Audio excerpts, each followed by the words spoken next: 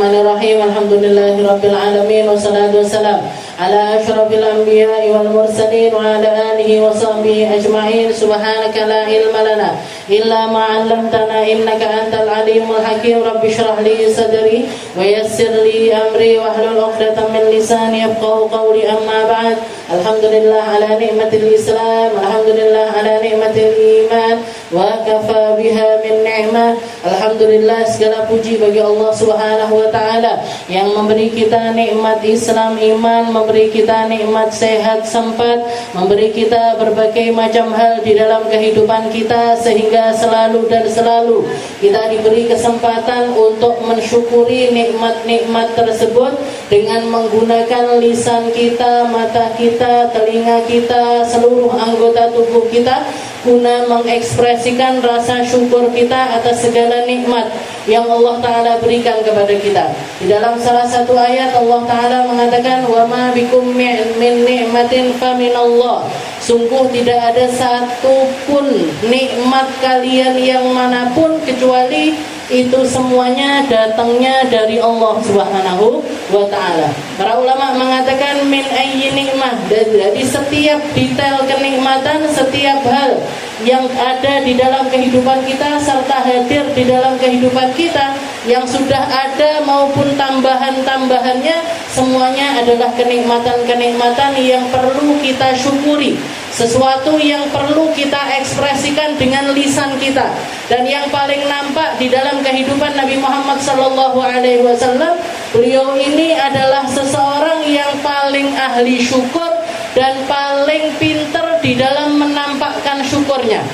Jadi beliau berterima kasih kepada Allah Ta'ala, mensyukuri nikmat keberadaan beliau, mensyukuri segala macam apa yang hadir di dalam kehidupannya. Ditambah lagi beliau adalah orang yang sangat ekspresif di dalam memperlihatkan, menampakkan nikmat tersebut. Kalau di dalam Al-Quran dikatakan wa amma bi ni'mati rabbika fahaddits. Kalau kalian dapat nikmat dari Allah Ta'ala, tampakkan nikmat tersebut. Dan itu yang dilakukan oleh Nabi Muhammad sepanjang umurnya beliau. Makanya kalau kita lihat di dalam hal-hal kecil ataupun sesuatu yang ringan-ringan di dalam kehidupan Nabi Muhammad nggak melepaskannya kecuali dengan menampakkan rasa syukur. Semacam ketika beliau kerja bakti bangun Masjid Nabawi ataupun bikin gorong-gorong ketika mau perang Khandaq dan lain sebagainya, beliau ngajak orang-orang untuk biar biar nggak monoton istilahnya kerjanya, juga untuk meringankan hati mereka.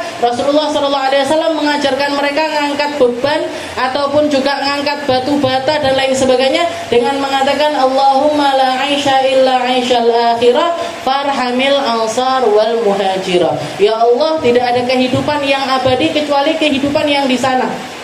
Allahumma la aisha, ya Allah, tidak ada hidup kecuali kehidupan akhirat yang kami prioritaskan, ya Allah. Gak ada gunanya kami dapat kenikmatan dunia, gak ada gunanya kami berharta, gak ada gunanya kami dapat popularitas, gak ada gunanya kami dapat jabatan, kalau itu semuanya tidak menjadikan kami selamat sampai akhiratmu. Saumur hidup ndak duwe omah ki ndak apa-apa, sing penting selamat. Seumur hidup gak naik mobil Alphard itu gak apa-apa, sing penting selamat. Mau naik Alphard tapi gak selamat, Gelem numpak Alphard tapi mlebu neraka, naudzubillah. Jadi ini yang dipahamkan sama Nabi Muhammad, Allahumma la aisha illa aishal akhirah. Setelah itu dipercantik lagi sama Nabi Muhammad dengan sebuah doa, farhamil ansar wal muhajirah. Ya Allah, orang-orang ini yang lagi bantuin saya ini, yang lagi bangun masjid bersama saya, yang lagi kerja bakti bersama saya, semuanya tujuannya nyari surga, semuanya tujuannya mencari keselamatan, semuanya yang dicari adalah kedudukan di sisi Allah Subhanahu wa ta'ala. Farhamhum, maka rahmatilah mereka, kasihanilah mereka, jadikanlah amal-amal mereka ini yang kecil-kecil sekalipun mendapatkan pahala-pahala yang besar darimu. Itu penampakan paling nyata dari kehidupannya Nabi kita Nabi Muhammad sallallahu alaihi wasallam. Maka ketika kita baca-baca, apalagi lagi hujan kayak gini, biasanya lek udan nih donga tambah makbul. Nggih. Tungone tambah munggahe luwih cepet nggih. Nah, ketika hujan, dan biasanya dulu saya ingat kalau sudah hujan kayak gini majelis Rebo ini nggih, sing teko loro nggih. Kadang-kadang telu. Nggih, umi bikin seapu wanci sing teko mek telu waktu itu. Pernah seperti itu. Pernah saya cuma satu orang yang datang. Budina yang rumahnya Karangrejo sana. Bela nih udan bledek. Gimana Bu, kita ini ngaji apa omong-omongan aja? Terserah Kak Minah katanya gitu. Akhirnya tetap ngaji, ya tetap ngaji. Jadi perjuangan majelis ini majelis pertama saya. Ya, saya masih baru keluar dari Dalwa. Ya, saya tas metu teko Dalwa itu sama abine sudah langsung diutus ngaji sampai awal mulai itu sama guru-guru di Musola Toha sini.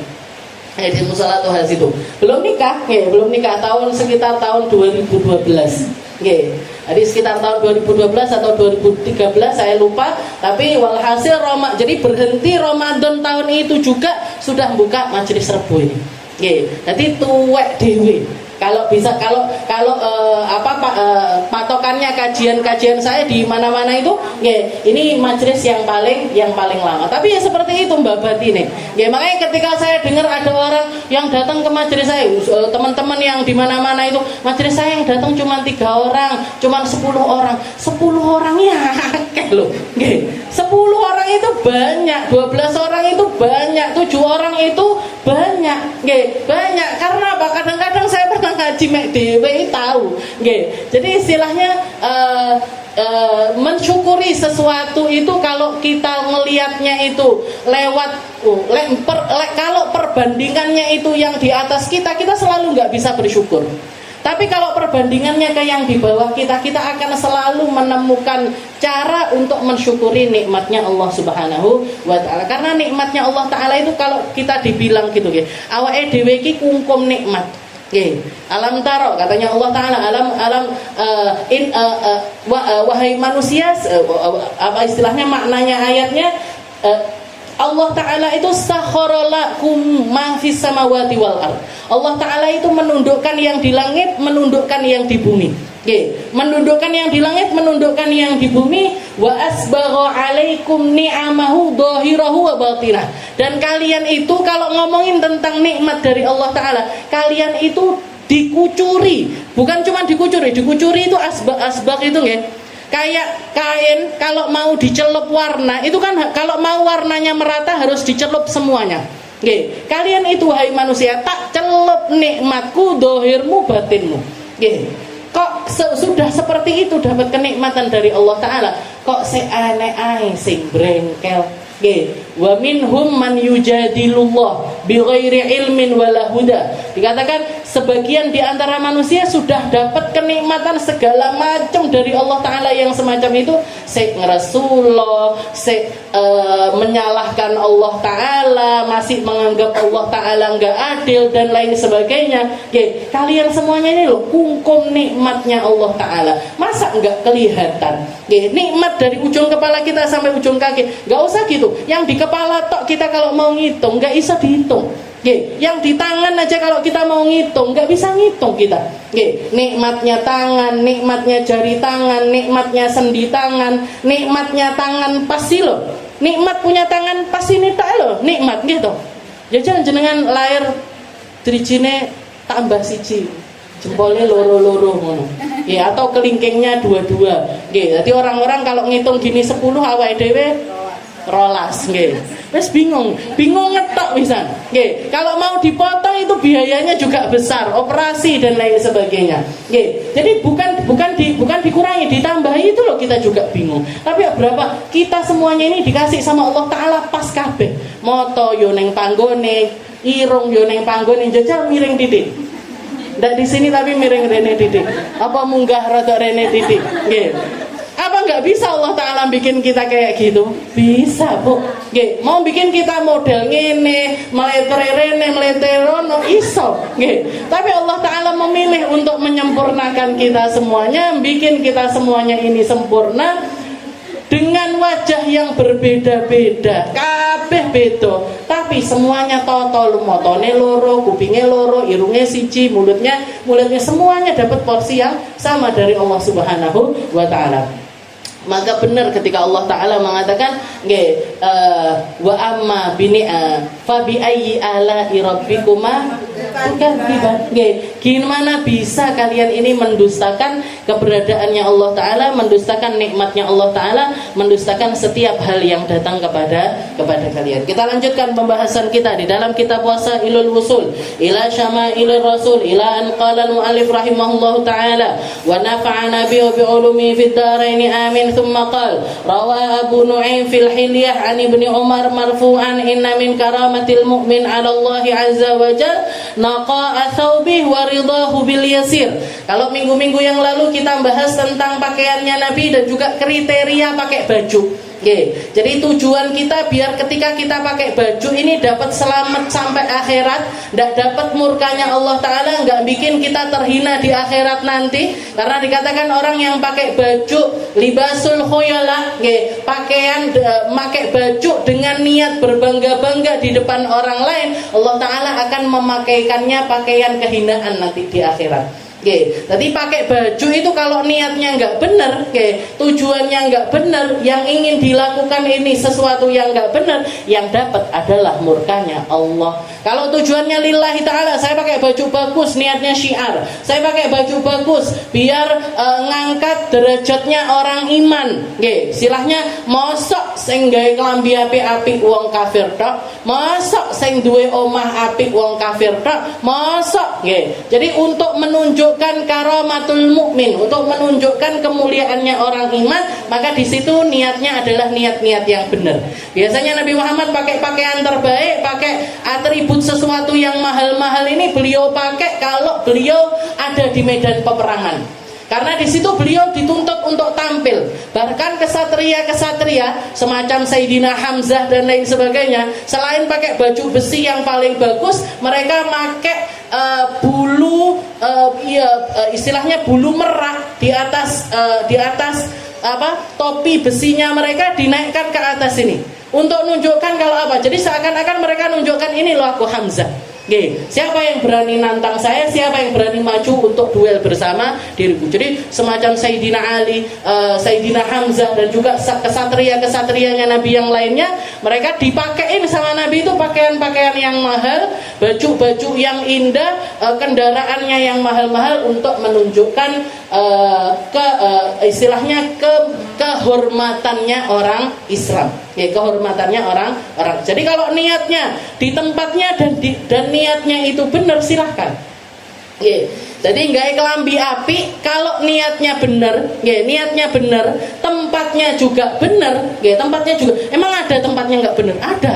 Kadang-kadang ada ketika kita masuk di satu komunitas misalkan. Ini komunitas orang-orang gimana? Ini komunitasnya wong tawadu, ekonominya rendah-rendah misalkan. Jadi orang-orang kebanyakan ini yang kumpul ini orang-orang nggak punya. Kita datang pakai baju kita yang termahal, gawe tas, masih wong-wong iki mesti nggak ngerti kan? Gawe tas branded, gawe sepatu sing apik. Jadi ketika ada di tengah-tengah mereka mencolok sekali, mencolok sekali. Nah ini gimana? Ini tempatnya nggak benar. Jadi ketika kita ada di lingkungannya orang biasa-biasa, pakai baju biasa-biasa. Ketika kita di kumpulannya orang yang seperti itu, kumpul sama orang kaya-kaya, kumpul sama orang berpunya, dan memang tujuannya mau melakukan sesuatu yang baik, misalkan bikin majelis besar atau apa, kita dituntut untuk tampil di depan mereka atau kumpul bersama orang-orang semacam itu. Diniati, aku gawe kelambi apik, di tempat yang benar, dan tujuan saya adalah untuk tahadduts bin nikmah. Memperlihatkan asar nikmatnya Allah Ta'ala di dalam diri kita. Kalau kita menampakkannya di depan orang nggak punya, ini ketika kita pakai baju bagus, yang ada mereka malah justru sakit hati. Wong iki mentang-mentang duwe, mentang-mentang punya, mentang-mentang kaya raya, akhirnya malah justru menyakiti hati orang-orang tersebut. Makanya harus lihat sikon, setelah itu niatnya ditoto. Tempatnya di mana, tujuan kita apa. Kalau yang benar maka dapat pahala dari Allah Ta'ala. Tapi kalau enggak, ya, kalau niatnya sudah salah, tempatnya penempatannya juga salah, niatnya pamer dan lain sebagainya, itu semuanya adalah berpakaian yang mendatangkan murkanya Allah. Dan yang terakhir yang nggak niat apa-apa, yang rasa di dalam hati ini flat aja. Ya aku nggak kelambi ngene yo ngono kuwi rasane, nggak kelambi ngene yo ngono kuwi rasane. Nah ya udah silahkan, terserah mau pakai baju bagus kah, mau pakai baju nggak bagus terserah. Gitu.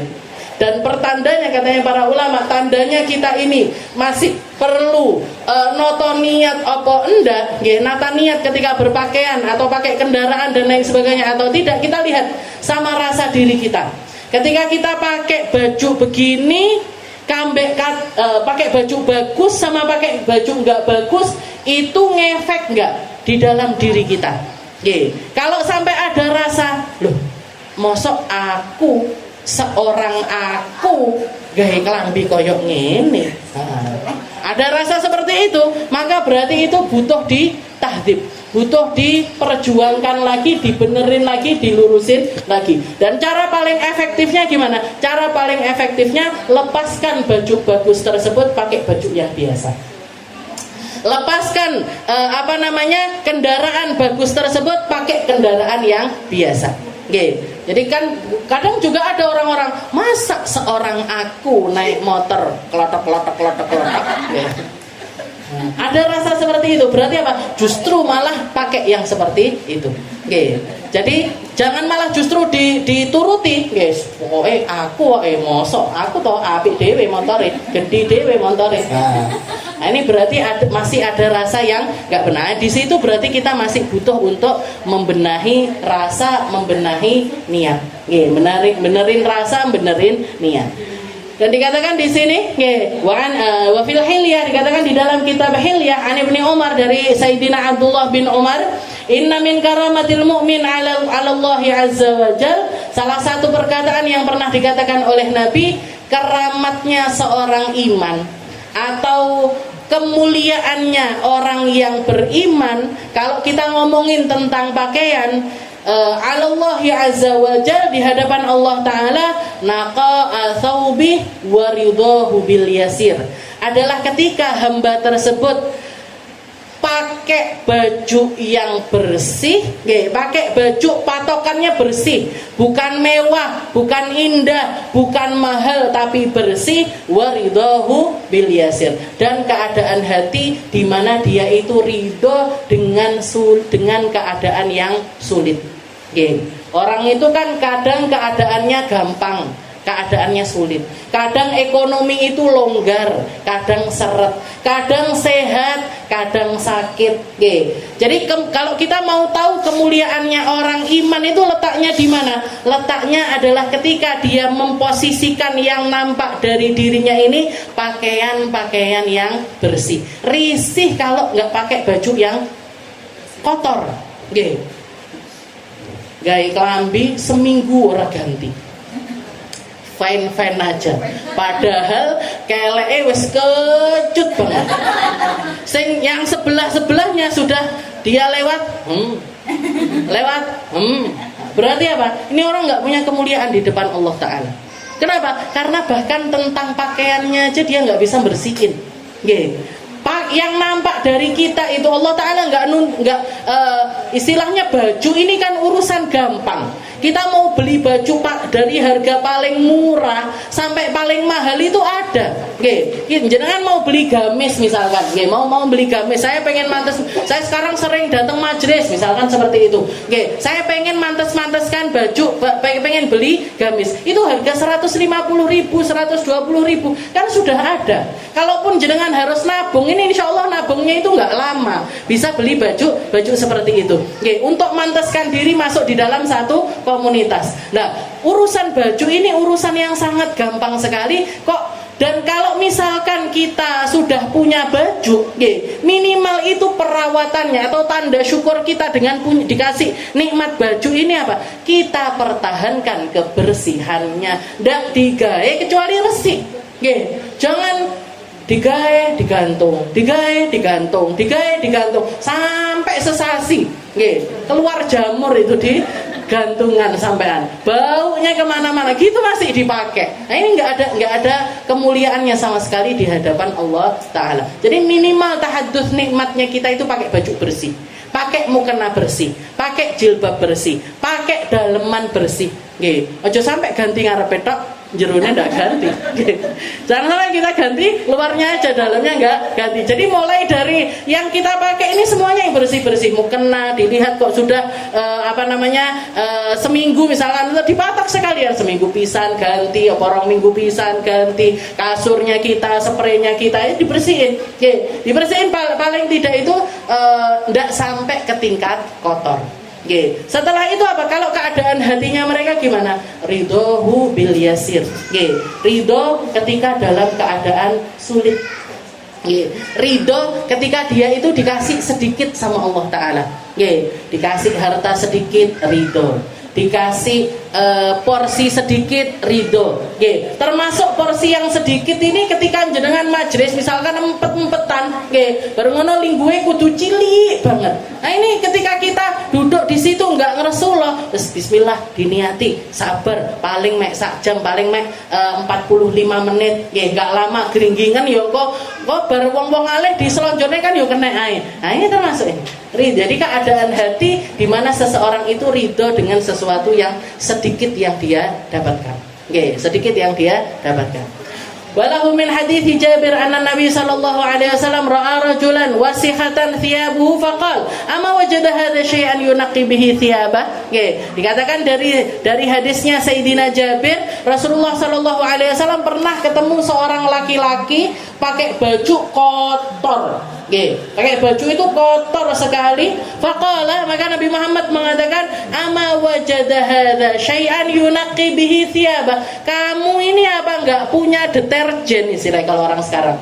Kamu ini apa enggak iso ngumbah kelambi? Kamu ini apa enggak bisa sekedar melepaskan bajumu, dicuci, dikeringkan, habis itu dipakai lagi, apa enggak bisa? Ama wajada hadza syai'an yunaqi thiyabah. Orang ini apa enggak punya, enggak nemu cara untuk membersihkan pakaiannya. Kelihatan ada seorang laki-laki rambutnya acak-acakan. Dipanggil sama Nabi, Rasulullah itu sesuatu yang pasti dibawa sama beliau itu siwak. Beliau selalu membawa. Setelah itu sisir. Sisir beliau selalu membawa. Celak beliau selalu membawa. Parfum beliau selalu bawa. Jadi dikatakan ketika ada orang rambutnya acak-acakan, bajunya lusuh dan lain sebagainya, dipanggil sama Nabi, disisiri, dijungkati, Bu. Awakmu lho apa ya ndak sempet ndelok ning kaca iki rambut dibenerin. Kalau memang mau kamu panjangkan ya harus dirawat. Kalau memang mau dipanjangkan ya harus dirawat. Kamu apa enggak bisa beli? Kamu ini apa orang miskin? Apa enggak punya syai'an minal mal? Beberapa harta kamu apa enggak punya? Katanya laki-laki tersebut punya ya Rasul. Saya kambing punya, unta punya, sapi punya. Katanya Rasulullah, terus nyapa nggih kelambi koyo ngene? Istilahnya innallaha yuhib, Allah Ta'ala itu senang ayyura athara ni'amihi fi 'abdi. Allah Ta'ala itu senang kalau athar dari nikmat yang Allah Ta'ala berikan itu nampak di dalam diri seorang hamba. Jadi kalau dikatakan di dalam innallaha nadhif yuhibbun nadhafah, Allah Ta'ala itu maha bersih, senang sama yang bersih-bersih. An-nadhafah minal iman. Dan ketika turun ayat innallaha yuhibbut tawwabin wa yuhibbul mutatahhirin. Allah Ta'ala senang sama hamba-hamba yang selalu memperbarui taubatnya dan juga hamba yang selalu suka bersih-bersih. Nabi Muhammad gak ngerti ketika waktu itu beliau ada di Kuba, beliau lagi ada di Masjid Kuba. Setelah itu nanya sama para sahabat, Allah Ta'ala gak mungkin nurunkan ayat kecuali ada sebabnya. Apa amaliyahnya kalian kok Allah Ta'ala itu bilang kalian itu adalah orang-orang mutatahhirin, yang ahli bersih-bersih. Katanya para sahabat yang ahli Kuba atau orang sekitar Kuba tersebut, nggak ada yang beda ya Rasul. Kami kalau masalah bersih-bersih kayak jenengan-jenengan aja. Tapi bedanya kalau dulu sebelum kita kenal Islam kami itu kalau istinja atau habis buang air kecil, buang air besar, itu kita pakainya itu cuman hajar, cuman pakai batu aja. Nah, sekarang setelah datang syariat Islam, kita tahu kalau membersihkan yang sempurna itu pakai air. Tapi kami kadung kebiasaan pakai batu. Akhirnya kami gabung. Kami gabungkan antara istinja pakai batu dengan istinja pakai air. Jadi kotoran yang nempel itu dibersihkan dulu pakai batu, baru setelah itu dibersihkan pakai air. Katanya Nabi Muhammad, gara-gara ini kalian dianggap sebagai orang-orang ahli toharoh. Orang-orang ahli toharoh. Jadi tapi orang Indonesia nggak biasa pakai batu, ya pakai apa aja yang kasar, pakai tisu, jadi pakai tisu itu bukan dipakai setelah kita istinja, enggak, tapi sebelumnya istinja, jadi habis keluar ini pipisnya keluar, BAB-nya keluar, kalau mau ngamalin seperti ahli Kuba yang dianggap sebagai mutatahhirin, itu begitu selesai kita keluar ngambil tisu, sudah nyepaknya tisu, habis itu dibersihkan dulu. Kemaluan depan dulu dibersihkan, habis itu kemaluan belakang dibersihkan, dibuang tisunya, baru setelah itu istinja pakai air. Di situ kenapa kok Allah Ta'ala menganggap itu sebagai kemuliaan? Karena selain tambah bersih, juga hemat air.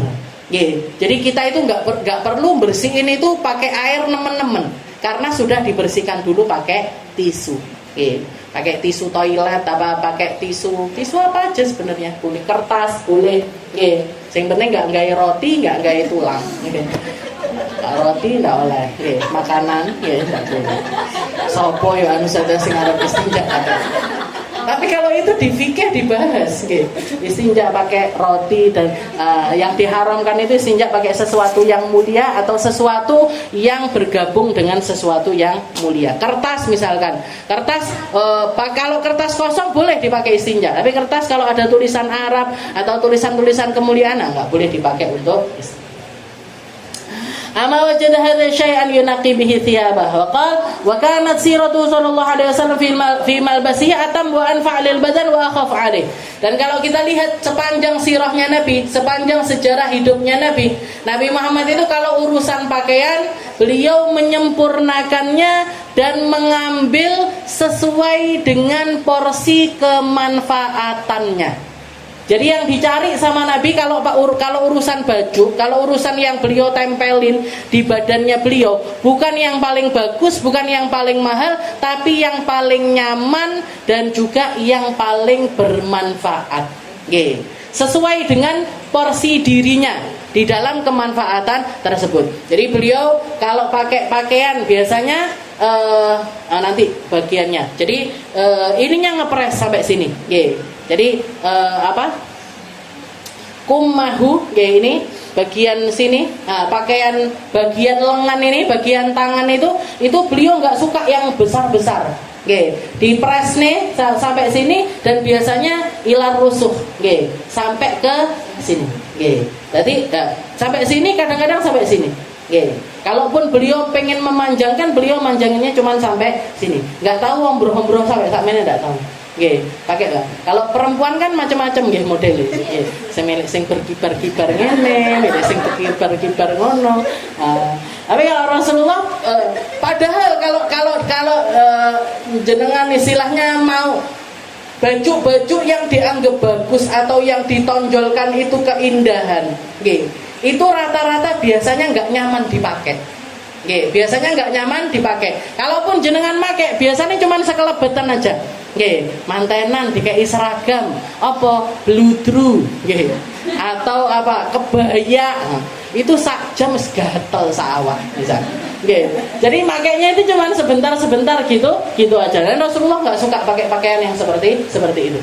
Rasulullah kalau ngambil pakaian, beliau selalu atam wa anfa' lil badan, yang paling nyaman dipakai, wa akhaf 'alaih, dan ringan dipakainya. Yang dicari itu ringannya, yang dicari itu nyamannya, nyamannya. Fa innahu lam takun imamatuhu bil kabirah allati yu'dhi hamluha. Beliau kalau pakai imamah, beliau nggak pernah pakai imamah yang besar sekali, sampai lapis.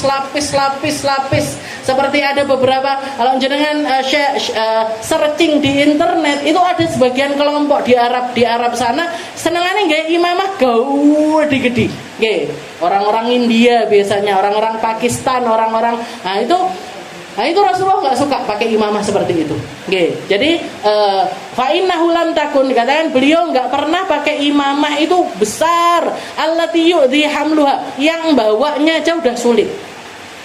Wa yudhifu wa yaj'aluhu 'urdatan lil afat, dan menjadikan beliau itu enggak nyaman ketika memakai imamah tersebut. Tapi juga wala bisaghira allati taqsuru an wiqayatir ra's, tapi juga enggak tipis sekali, kecil sekali. Enggak. Jadi Rasulullah itu suka pakai imamah, pakai imamah. Jadi katanya Nabi, perbedaannya kita sama orang-orang Yahudi, katanya Nabi, al-amaim fauqal qalansuwah. Kita itu orang Muslim itu biasa pakai imamah itu di atasnya kopiah. Jadi kopiahan dhisik baru setelah itu imamahan. Kalau orang-orang Arab dulu biasanya kalau mereka pakai kopiah ya kopiahan tok. Kalau pakai imamah aja. Dan mereka suka kadang-kadang untuk nunjukkan, orang kalau pakai imamah besar itu kan 100 meter wis ketok. Oh, Pak Kuwi, imamahnya gede. Kan sudah itu, dan zaman itu jadi bentuk kebanggaannya seseorang ketika pakai imamah besar. Nah, Nabi Muhammad pengen berbeda dengan orang Yahudi, katanya Nabi, kita umat Islam, kita pakai imamahnya itu di atasnya kopiah. Jadi kopiahan dhisik baru setelah itu imamahan. Nah, jadi tapi imamahnya Nabi juga enggak kecil sekali, allati taqsuru an wiqayatir ras, sehingga enggak bisa menjaga bagian kepala, minal har wal barad, dari panas ataupun juga dari dingin. Wa kadzalikal ardiyah wal uzur akhaf 'alal badan min ghairiha. Begitu juga kalau beliau pakai rida, ardiyah itu rida, wal uzur ataupun pakai sarung, akhaf 'alal badan min ghairiha. Biasanya beliau pakai yang bahannya itu yang lemes-lemes. Walam yakul sallallahu alaihi wasallam yutawwilu akmamahu wa yuwassi'uha. Dan Nabi Muhammad untuk ininya, ini tadi yutawwil akmamuhu, ini apa namanya? Baju sininya ini itu celana panjang apa jenenge. Jadi baju itu yang bagian tangannya itu enggak dipanjangin sama Nabi, juga enggak dilebarin sama Nabi. Jadi beliau pakainya itu ngepres, lengan nih. Nah, lengannya itu enggak dibesarin, juga enggak dipanjangkan. Wa kana habbu thiyab ila Rasulillah sallallahu alaihi wasallam yalbasuhu al-qamis, dan pakaian yang paling disukai sama Nabi, yang paling nyaman jadi baju hariannya Nabi itu adalah qamis. Rasulullah itu senangannya gamisan. Sarungan oleh apa ndak? Ya pernah sarungan, tapi baju yang paling sering dipakai sama Nabi adalah gamis. Ini bapak-bapak sing duwe anak lanang, yang punya anak laki, yang punya saudara laki, sing duwe bojo, ya laki mesti bojo. Masa wedok bojone.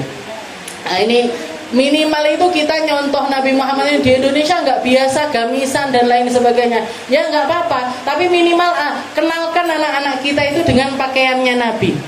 Paling nggak menjumatan digamisi, atau kalau pas datang pengajian yang istimewa digamisi, atau ikut hall di mana digamisi. Jangan sampai mereka itu menganggap gamis ini pakaiannya orang aneh, pakaiannya orang juga golongan sing nemen lek Islame baru gamisan. Sama juga kalau orang perempuan gamis gitu. Gamis ini kan dulunya enggak lumrah di antara masyarakat ini, kan enggak lumrah. Orang-orang kita biasanya kalau orang zaman dulu-dulu itu kan pakai, orang muslim pakainya yo baju kurung. Kalau enggak gitu niku napa eling nini ambien gaene kayak ngene antok gitu kan, terus jilbabnya diginiin aja. Apa nggak boleh kayak gitu? Boleh. Kita mau pakai baju itu model apa aja selama nutup aurat itu boleh-boleh saja. Tapi jangan sampai yang dicontohkan sama Nabi, sama keluarganya Nabi menjadi sesuatu yang terasa asing untuk kita pakai. Jangan sampai nggak kenal sama pakaian yang biasa dipakai sama Nabi. Jangan sampai menganggap baju yang biasa dipakai Nabi sama keluarganya Nabi ini adalah bajunya kaum eksklusif, yang orang-orang Islam yang eksklusif. Jangan sampai. Ini kita semuanya berhak, umat muslim ini, ya, dan termasuk syiar, ya, termasuk syiarnya Islam. Kalau kita mau guide orang ataupun ngajak orang di dalam kedekatan kepada Allah Ta'ala, kita gaungkan tentang pakaian. Ya, jadi dakwah pakai baju itu termasuk dakwah. Oke, dakwah dengan pakaian kita itu termasuk dakwah. Oke, kemarin ketika saya ketemu sama Ustazah Aisyah, ketika ijtima sama beliau, salah satu wanti-wantinya beliau, kalian, anak-anak pesantren yang pernah ngenyam pendidikan agama, bisa baca kitab, bisa ngajarkan fikih dan lain sebagainya. Kalau kalian pengen di dalam dakwah ini dapat bantuan yang besar dari Nabi Muhammad SAW, dapat bantuan yang besar dari para aslafun as-salihin, maka katanya beliau ini perkataannya Ustazah Aisyah di dalam kitabnya Habib Umar, beliau mengatakan, jadikan dirimu itu naibatu Fatimah Az-Zahra. Jadilah kalian itu pengganti Sayyidah Fatimah di tempat-tempat kalian. Contoh pakaiannya, contoh akhlaknya, contoh cara ngomongnya, contoh muamalahnya, contoh segala sesuatu yang ada pada diri Sayyidah Fatimah Az-Zahra. Jadikan dirimu itu naibahnya Sayyidah Fatimah. Itu ketika kita dengar itu langsung shock. Ustazah jadi naibahnya Sayyidah Fatimah, kayaknya suatu jangkauan yang nggak mungkin pernah bisa kita jangkau. Suatu jangkauan yang hampir, bayangkan prinsip hidupnya Sayyidah Fatimah itu Allah yara rajulan wala Allah tara rajulan wala yarahu rajul. Mana perempuan yang sebaik-baik perempuan itu yang kayak gimana wahai Fatimah? Perempuan yang nggak pernah ngelihat laki, nggak pernah dilihat laki. Bayangkan. Piye caranya dadi wong ini? Ndak kelihatan laki-laki juga enggak melihat laki-laki. Sulit sekali. Tapi katanya beliau, kalau kalian pengen dakwah terus pengen dapat bantuan yang banyak dari Nabi Muhammad SAW, dari aslafun as-salihin, anggap dirimu ini penggantinya Sayyidah Fatimah Az-Zahra. Termasuk urusan pakaian. Termasuk di dalam urusan wal qamis. Jadi wa kana habbu thiyabila Rasulullah sallallahu alaihi wasallam yalbasuhu al qamis. Jadi pakaian yang paling sering dipakai sama Nabi itu adalah gamis. Jadi pakaian lurus dari atas sampai bawah, terus model anunya itu seperti itu. Beliau enggak membesarkan juga enggak memanjangkan bagian lengannya. Terus jadi pakaian yang jadi satu antara atasnya sama bawahnya. Nah, itu definisinya ismun lima yalbas minal makhid alladhi lahu kumman wa jaib yulbas tahta thiyab wa la yakunu min suf kada fil qamus. Seperti